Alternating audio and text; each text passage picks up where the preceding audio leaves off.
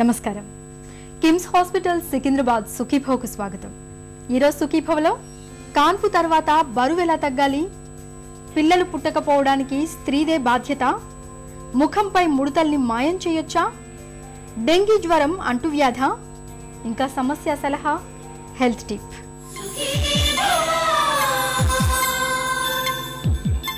ఒక బిడ్డకు తల్లైన తర్వాత చాలా మంది బాగా బరువు పెరిగిపోతూ ఉంటారు. గర్భంతో ఉన్నప్పుడు లోపల బిడ్డ ఎదుగుదలకు అనుగుణంగా కొంత బరువు పెరగడం మామూలే. అయితే కాన్పు తర్వాత చాలా వరకు ఈ అధిక బరువు తగ్గిపోతుంది. కొంతమందిలో మాత్రం కాన్పు తర్వాత విశ్రాంతి పేరుతో మంచం దిగకపోవటం, శారీరక శ్రమ బాగా తగ్గడంతో క్యాలరీలు కొవ్వు రూపంలో పేరుకుపోతాయి. కాన్పు తర్వాత బరువును అదుపులో ఉంచుకునేందుకు ఏం చేయాలో, ఎలాంటి జాగ్రత్తలు తీసుకోవాలో ఇప్పుడు తెలుసుకుందాం.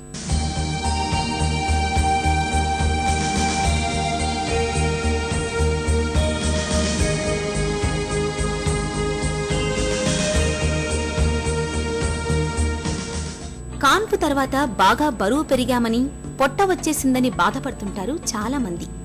గర్భంతో ఉన్నప్పుడు ఎదిగే బిడ్డకు అనుగుణంగా గర్భిణీలు 9 నెలల కాలంలో సుమారు 11 కేజీల వరకు బరువు పెరుగుతుంటారు.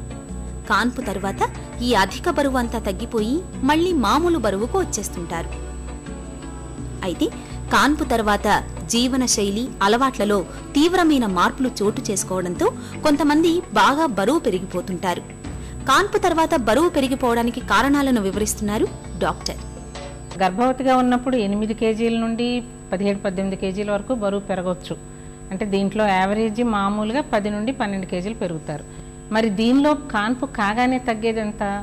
బిడ్డ బయటకు వచ్చేస్తుంది, మాయ బయటకు వచ్చేస్తుంది, ఉమ్మనీరు బయటకు వచ్చేస్తుంది. ఇవన్నీ కలిపితే దాదాపు ఒక 5-5.5 కేజీలు. ఇది మాత్రం కాన్పైన వెంటనే ఈ 5.5 కేజీలు తగ్గిపోతుంది. ఇకపోతే ఒక కాన్పైన 2 వారాల్లో ఈ బ్లడ్ వాల్యూము, శరీరంలో చేరుకున్న నీరు, ఇవన్నీ కూడా తగ్గుతాయి. అది వెరసి ఇంకొక 2.5 కేజీల దాకా తగ్గుతుంది ఇంకొక 2 వారాల్లో. అంటే కాన్పైన నెల లోపల దాదాపు మనకి ఒక 4 కేజీల వరకు తగ్గొచ్చు.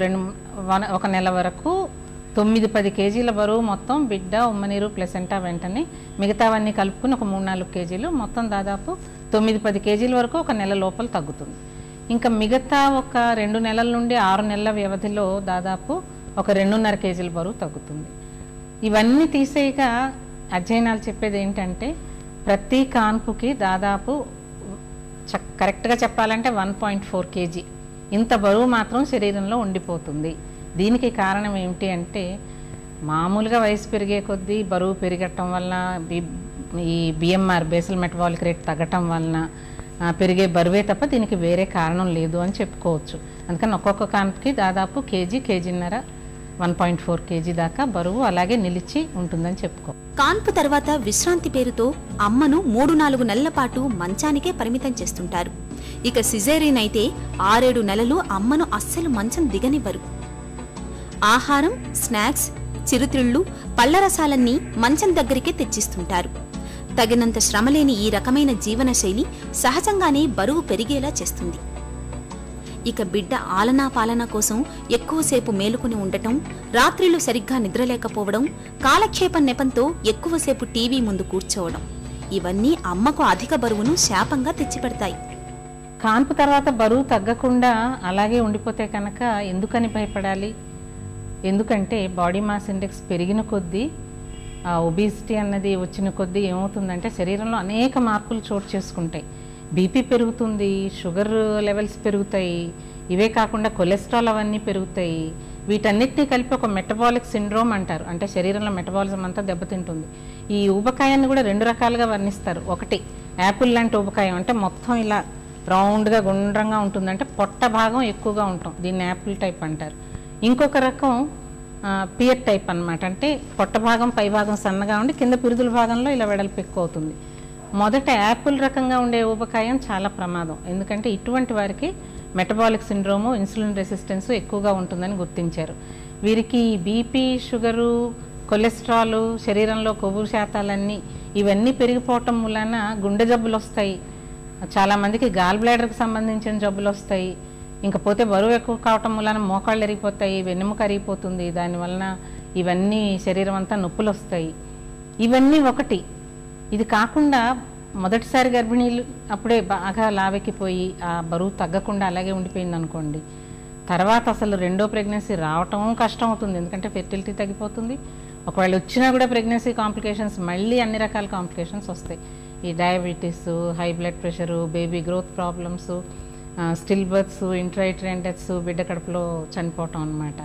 మరి పుట్టిన తర్వాత బిడ్డకు కాంప్లికేషన్స్ రావటం, ఇవే కాకుండా పుట్టిన బిడ్డల్లో కూడా చైల్డ్హుడ్ ఒబిసిటీ రావటం, ఈ పిల్లలకు కూడా తర్వాత రాను రాను మెటబాలిక్ సిండ్రోమ్స్ రావటం, ఇవన్నీ కూడా జరుగుతాయి. అందుకని తప్పనిసరిగా పట్టించుకోవాలి, తప్పనిసరిగా బరువు తగ్గడానికి ప్రయత్నం చేయాలి.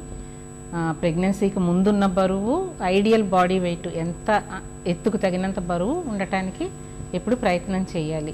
ఒక్కొక్కసారి డెలివరీ అయిన తర్వాత థైరాయిడ్ ప్రాబ్లమ్స్ వస్తాయి.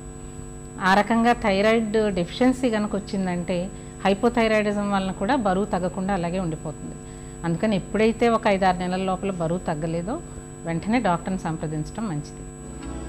కాన్పు తర్వాత బరువు పెరగకుండా ఉండేందుకు చక్కెర పాళ్లు అధికంగా ఉండే పళ్ల రసాలు, కాఫీ, టీల వంటి వాటిని బాగా తగ్గించాలి. వీటికి బదులుగా నిమ్మరసం కలిపిన మంచినీళ్లను రోజు మొత్తంలో ఎక్కువగా తాగడం మంచిది. ఫాస్ట్ ఫుడ్స్, సమోసాల వంటి హై క్యాలరీ చిరుతిళ్లకు బదులు క్యాలరీలు తక్కువగా ఉండి శక్తిని ఇచ్చే పాప్కార్న్, వీట్ క్రాకర్స్, స్ప్రౌట్స్ వంటి వాటిని తరచూ తీసుకోవాలి. రోజువారీ ఆహారంలో గింజ ధాన్యాల పాళ్లు ఎక్కువగా ఉండేలా చూసుకోవాలి. పసిబిడ్డకు పాలు పట్టించినప్పుడు తల్లికి సుమారు 500 క్యాలరీల వరకు ఖర్చవుతాయి. తరచూ పాలు పట్టిస్తున్నప్పుడు బిడ్డకు అమృతాహారం లభించడంతో పాటు తల్లి కూడా బరువు పెరగకుండా ఉంటుంది. బరువు తగ్గాలి అంటే సూత్రాలు ఎప్పుడైనా ఒకటే, తక్కువ తినటం, ఎక్కువ క్యాలరీలు ఖర్చు పెట్టడం. మరి ప్రాపర్గా ఒక డైటీషియన్ దగ్గర డైట్ చార్ట్ తీసుకుంటే, ఎందుకంటే మనం తక్కువ తింటున్నామని అనుకుంటూ ఉండొచ్చు. అసలు ముఖ్యంగా కాన్పు తర్వాత ఇలా బరువు పెరిగిపోవటానికి కారణాలు కూడా మనం చెప్పుకోలేదు. మామూలుగా తల్లి పాలిచ్చేటప్పుడు మంచి పౌష్టికాహారం తీసుకోవాలని మనందరికీ తెలుసు.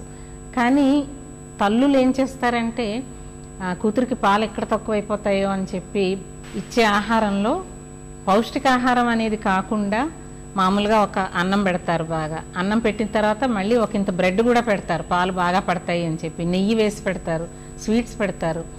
తర్వాత కాన్పు తర్వాత చాలా రోజులు కదలనివ్వరు, మంచం మీద పడుకుని ఉండమంటారు.